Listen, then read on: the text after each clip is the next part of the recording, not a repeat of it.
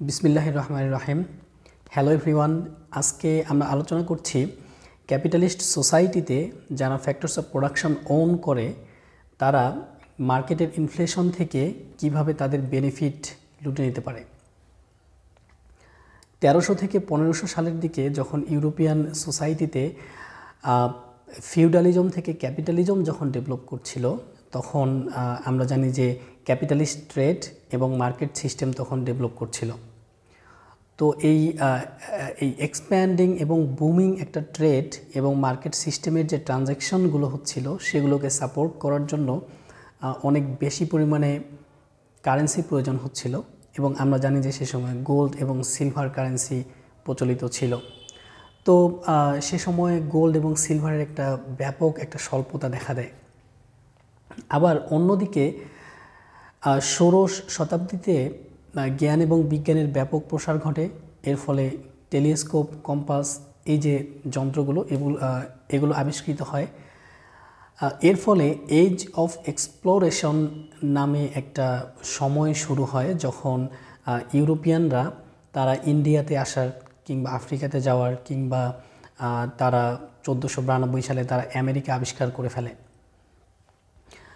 তো সে সময় পর্তুগিজরা তারা আফ্রিকা থেকে স্বল্প পরিমাণ গোল্ড তারা খনি থেকে আহরণ করে ইউরোপে আনতে সক্ষম হয়, কিন্তু that was not very significant. But যখন আমেরিকা আবিষ্কৃত হয় এবং স্পেন যখন আমেরিকাকে কলোনাইজ করে সর্বপ্রথম, তখন তারা সেখান থেকে ব্যাপক পরিমাণে গোল্ড এবং সিলভার তারা ইউরোপিয়ান মার্কেটে নিয়ে আসে। তো গোল্ড এবং সিলভারের ইউজেসটা যেহেতু কারেন্সি হিসেবে, তো আমরা বুঝতে পারি যে এই গোল্ড এবং সিলভারগুলো এগুলো ইনস্ট্যান্ট কারেন্সি হিসেবে ইউরোপিয়ান সোসাইটিতে ব্যবহৃত হতে শুরু করে। অন দ্য আদার হ্যান্ড, যে প্রোডাকশন যেগুলো অর্থাৎ কমোডিটি যেগুলো, তার প্রোডাকশনের পরিমাণ কিন্তু সেই হারে বাড়ে না।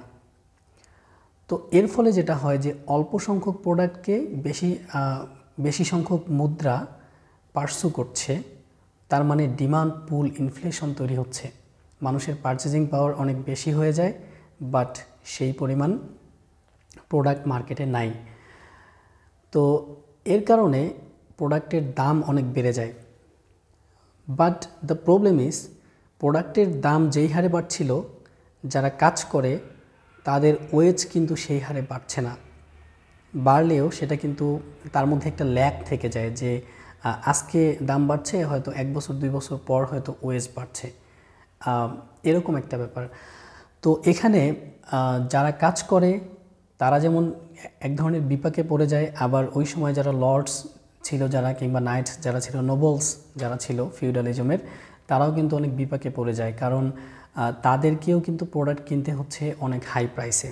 অন দ্য আদার হ্যান্ড, যারা প্রোডাকশনের সাথে জড়িত এবং যারা ফ্যাক্টরস অফ প্রোডাকশন ওন করে, such as buildings or the machineries, তারা কিন্তু লেবারদেরকে খুব অল্প পরিমাণ ওয়েজ দিচ্ছিল, কিন্তু তাদের যে প্রোডাক্ট ছিল সেই প্রোডাক্টের দাম যেহেতু অনেক বেশি বেড়ে গিয়েছিল, সে কারণে তারা তাদের প্রোডাক্ট অনেক বেশি দামে বিক্রি করতে পারছিল। আবার তাদের কাছে যে ইনভেন্টরিগুলো ছিল, সেই ইনভেন্টরিগুলোও তারা অনেক বেশি দামে বিক্রি করতে পারছিল। এর ফলে যাদের কাছে এই ফ্যাক্টরস অফ প্রোডাকশন অল্প ছিল, তারা সেগুলোকে ইউজ করে প্রোডাকশন করে করে তারা আরও বেশি ওয়েলথ অ্যাকুমুলেট করতে সক্ষম হয়। এবং আমরা জানি যে ক্যাপিটালিজমের একটা মেজর ক্যারেক্টারিস্টিক হচ্ছে ওয়েলথ অ্যাকুমুলেশন, অর্থাৎ কে কত বেশি প্রাইভেট ওয়েলথ অ্যাকুমুলেট করতে পারে।